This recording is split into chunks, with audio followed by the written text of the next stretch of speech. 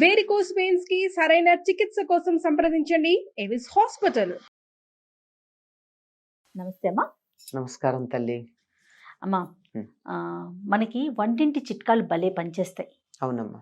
పూర్వపు రోజుల్లో పూర్తిగా అంటే ఎప్పుడో కానీ వైద్యుడి దగ్గరికి వెళ్ళేవాళ్ళు కాదు కదమ్మా. ఇంట్లో ఉన్న చిన్న చిన్న మన కిచెన్లో వాడే ఐటమ్స్తోనే అన్ని రకాలుగా వచ్చే ఇబ్బందుల్ని తొలగించుకునేవారు కదా. మెంతులు బాగా వాడేవారని విన్నా. అసలు మెంతుల వల్ల ఉపయోగాలు ఏంటి, వేటికి ఎక్కువగా ఉపయోగించుకోవచ్చు? మెంతి లేని కూర అని ఒక మాట ఉంది. ఏదైనా రుచి లేని పదార్థం ఏదైనా ఉంటే, ఏదైనా ఒక వస్తువు ఉందనుకోండి, అందులో అసలైన పదార్థం లేకుండా ఆ వస్తువు ఉంటే, అసలు ప్రాణప్రదమైంది లేకుండా ఉంటే మెంతి లేని కూర లాంటిది అంటారు.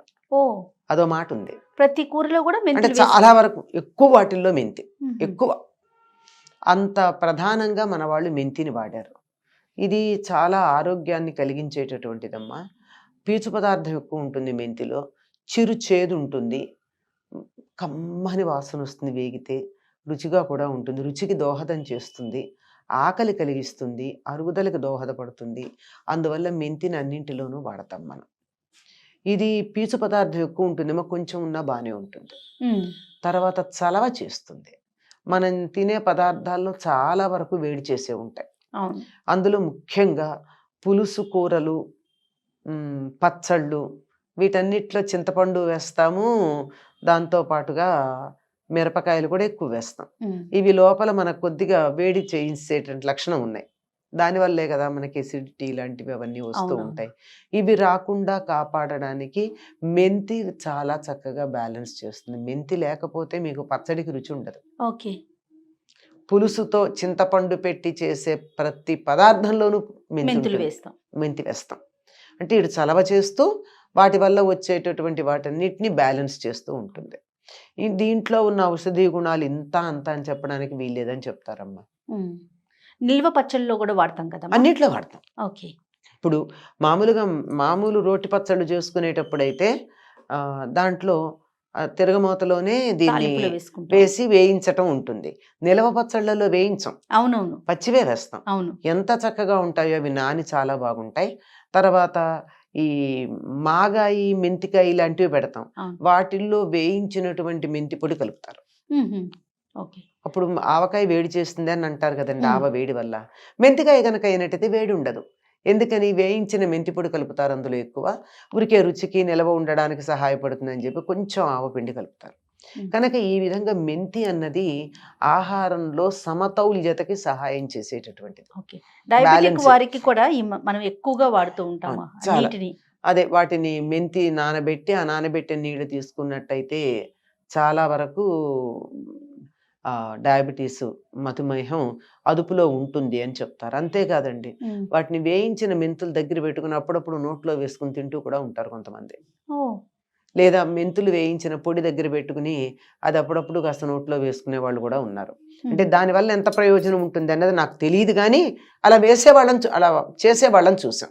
సౌందర్యంలో కూడా, సౌందర్య సాధనాలకు కూడా మెంతి చాలా బాగా ఉపయోగపడుతుందమ్మా. అంతేకాదు, ఆరోగ్యం విషయానికి వచ్చినట్టయితే ఇరిటబుల్ బౌల్ సిండ్రోమ్ అంటారు, IBS అని ఒకటి ఉంటుంది. అంటే కొన్ని రకాల పదార్థాలు ఇంకా వాళ్ళు తినను కూడా తినరు, వాసన చూడంగానే వాళ్ళకి మూమెంట్ మొదలవుతుంది. అది సైకలాజికల్, కానీ తినంగానే వచ్చేది కొన్ని ఉంటాయి. అంటే కొంతమందికి ఏదో కారం పడదు, కొంతమందికి ఏదో గోంగూర పడదు, కొంతమందికి శనగపప్పు పడదు, ఒకళ్ళకి ఇంకోటి వంకాయ పడదు, ఇట్లాంటివి ఉంటాయి కదా. అవి అంటే ఇలా తింటూ ఉండగానే వాళ్ళకి బౌల్ మూమెంట్ వస్తుంది. అట్లా ఉండి ఎలా వస్తుందంటే, ఒకసారి వస్తే పర్వాలేదు కానీ అవి మోషన్స్ లాగా ఈ నీరసపడేటటువంటి లక్షణాలు ఉన్నాయి. కొంతమందికి దేనివల్ల కూడా తెలీదు, ఇరిటబిలిటీ. అట్లాంటి వాళ్ళకి తగ్గాలి అంటే రాత్రిపూట పెరుగులో మెంతుల్ని నానబెట్టి ఉదయం తింటారండి పరగడుపున. ఎన్నో అక్కర్లా, ఇన్ని చిన్న చెంచాడు అంతా, ఒక పెద్ద చెంచాడు పెరుగులో నానబెట్టేసి పొద్దున పూట నిద్ర లేవంగానే మొహం కడుక్కోగానే పరగడుపుని తినాలి ఆ పెరుగు, ఆ మెంతి. అలా ఉన్నవాళ్ళు కొద్ది రోజులు వరుసగా అట్లా గనక తీసుకున్నట్టయితే ఈ ఇరిటబుల్ బౌల్ సిండ్రోమ్ తగ్గుతుంది. మెంతి అనేక రకాలుగా మనకి చెప్పాను కదా, జీర్ణ వ్యవస్థకి సహకరిస్తూ ఏ రకమైన వేడి, ఇరిటేషన్ లాంటివి ఉంటే వాటన్నిటినీ కూడా చక్కగా బ్యాలెన్స్ చేసుకుంటూ ముందుకు పెడుతుంది. ఇది ఆరోగ్యానికి సంబంధించింది. ఇంకా సౌందర్య సాధనంగా అయితే మీకు తెలుసు, ముఖానికి, జుట్టుకి, మొహానికన్నా కూడా ఎక్కువ తలకి వాడతాం.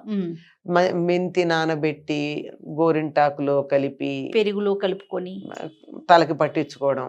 అంతేకాదు, మెంతి కూర ఉందే, అది చాలా లేత మెంతి కూర, మనకి మామూలుగా పెద్ద పెద్ద ఆకులు ఉండే మెంతి కూర కాకుండా అప్పుడే చిగుళ్ళు వచ్చిన మెంతెం కూర అంటూ ఉంటారు, చిన్న చిన్న కట్ట, అసలు అది ఇంతే ఉంటుంది. అవునవును. దాన్ని తెచ్చి రుబ్బి తలకి పెడతారు. అది చాలా బిరుసుగా ఉండే జుట్టు కాస్త మెత్తగా తయారవుతుందని, డాండ్రూఫ్ పోతుందని, తర్వాత జుట్టు ఊడడం తగ్గిస్తుందని, నల్లబడుతుందని ఏం పెద్ద చెప్పలేదు దాని గురించి. ఇప్పుడు చాలా మందికి అసలు ఆ విషయం అది, ఉన్న 4 పోచలైనా నల్లగా ఉండాలి, ఆ మాట ఏమి ఎక్కడ కనపడదు. కానీ ఊడటం కూడా ప్రధాన సమస్యగా తయారైందమ్మా ఇవాళ రేపు. జుట్టు అసలు అందులో శీతాకాలంలో ఎంతగా ఊడిపోతుంది. నిజానికి శీతాకాలం ఊడకూడదు, మరి ఎందుకో మనం ఊడిపోతుంది. ఎక్కువ మందికి ఒక కారణం ఏం చెప్తున్నారంటే, ఈ బూస్టర్ డోస్ తీసుకున్నారే కరోనాకి, దాని ఆఫ్టర్ ఎఫెక్ట్స్ లో one of the main things ఏమిటంటే జుట్టు ఊడిపోవడం అని అంటున్నారు. అది ఎంతవరకు నిజమో తెలియదు, కానీ ఎందుకంటే బాగా నిర్ధారణ చేస్తే గానీ చెప్పలేం. ఇవన్నీ ఎవరికి తోచింది, నా అనుభవంలోకి వచ్చింది నేను చెప్తాను, మీ అనుభవంలోకి వచ్చింది మీరు చెప్తారు, ఇంకోటి అనుభవంలోకి వచ్చింది వాళ్ళు చెప్తారు. అది సరి అయింది అవ్వాలి, 100కి 100 నిజం అవ్వాలనేటటువంటి నియమం ఏం లేదు. కొంతకాలం అయిన తర్వాత నిర్ధారణ చేయడం జరుగుతుంది. కానీ ఎక్కువ మంది చెప్తున్నటువంటి మాట ఏమిటంటే, అనేకం ఉన్నాయి అనుకోండి, అందులోనూ వాటిల్లో ప్రధానంగా ఎక్కువ మంది ఎదుర్కొంటున్నటువంటి సమస్య ఏమిటంటే జుట్టు ఊడిపోవడం. దానివల్ల అసలు కరోనా వచ్చిన వాళ్ళకి ఊడిపోయింది, ఎందుకంటే శరీరంలో ఇమ్యూనిటీ తగ్గింది, శక్తి తగ్గిపోయింది గనక. ఇవి రాకపోతే బూస్టర్ డోస్ తీసుకున్న వాళ్ళకి చాలా ఎక్కువగా ఊడిపోయిందని విన్నాను. అది కూడా ఒక కారణం అయి ఉండొచ్చు, ఎందుకంటే శరీరాన్ని నీరస పెట్టడమే కారణం. అది ఆ విధంగా మెంతులు చాలా బాగా ఉపయోగపడతాయి. ఊడకుండా కుదుళ్ళని గట్టిపరుస్తాయమ్మా. ఇది చలవపరిచే లక్షణం కదా. జుట్టు ఎందుకు ఊడిపోతుంది? ఎక్కువ వేడి ఉంటే. తలలో బుర్ర బాగా పనిచేసే వాళ్ళకి జుట్టు త్వరగా ఊడుతుంది. మరి అది ఎక్కువ బుర్ర పనిచేస్తూ వేడి చేసింది అంటే అది చలవపరచడానికి మెంతులు నానబెట్టి రుబ్బి కలుపుకోవడం కానీ, సాధారణంగా గోరింటాకులో కలుపుతూ ఉంటారు చాలా మంది. కాదు ఎర్రబడుతుందేమో జుట్టు అని అనుమానం ఉన్న వాళ్ళు అది లేకుండా కూడా కలుపుతారమ్మా. అది లేకుండా కొంతమంది పెరుగులో కలుపుకొని పెట్టుకోవటం తెలుసు, అదే పెరుగులో కలిపి పెట్టడం. కానీ పెరుగులో కలిపి పెడితే మాత్రం పెరుగుకున్న లక్షణం ఏమిటంటే ఏమాత్రం ఆయిల్ లేకుండా తీసేస్తుంది పెరుగు.